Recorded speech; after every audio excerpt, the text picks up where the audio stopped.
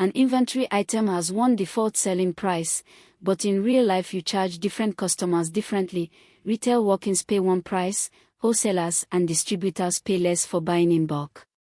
Price list lets you define those tiers.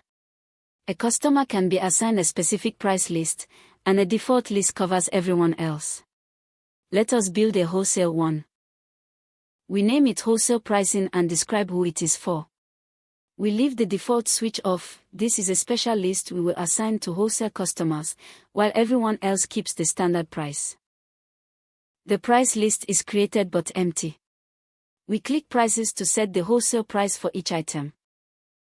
Here is every item, showing its cost and its standard price for reference.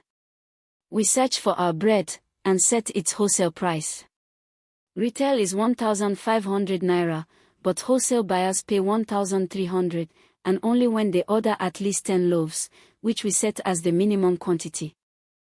We save the prices. Done. The wholesale pricing list now holds a special rate for our bread, with a minimum order quantity.